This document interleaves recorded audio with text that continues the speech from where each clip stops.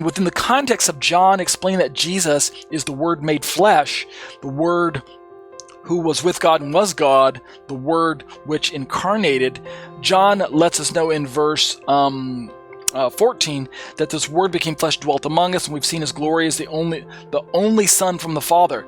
And this verse 14 is a verse that's translated in a few different ways, and the ESV that I got pulled up talks about that Jesus is the only Son from the Father, and yet and it uses this Greek phrase monogenoũs.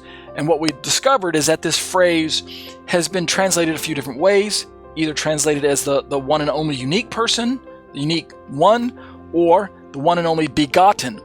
Based on previous understandings of this phrase begotten, monogenoũs from the Greek word monogenes, Jehovah's Witnesses and other oneness Pentecostal and other Unitarian type groups come to the conclusion that Jesus is the one who was created by God. He's the one and only one that was created by God. Thus, Jehovah's Witnesses say the Word became flesh and resided among us, and we had a view of His glory as a glory such as belongs to an only begotten Son.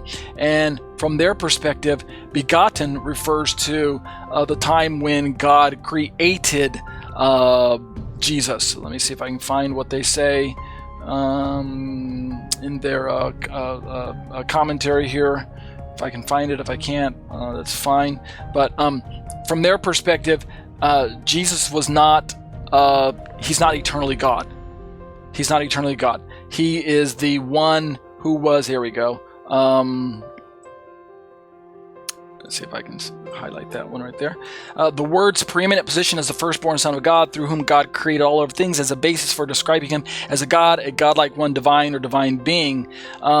He is the first one that God created, right? He is the first of God's creation. He is the first creature that God created. In fact, they say that here.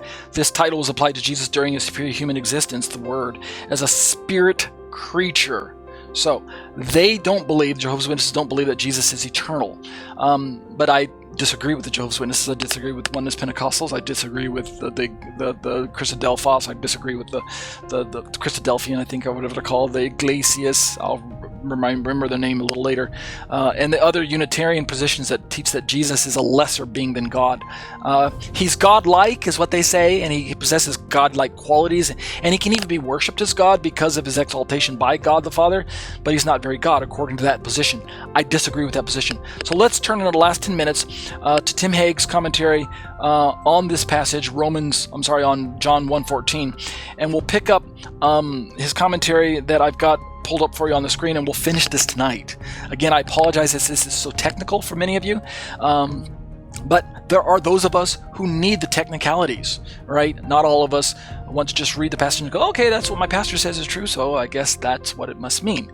If that works for you, I'm fine. Not trying to mock that. If that's the way you arrive at your truth, I'm fine with that. But that's not the way some of us work, and I'm one of those kind that just needs a little more technicality. So this is for those of you out there who think the way that I think. You need to get just a little technical sometimes.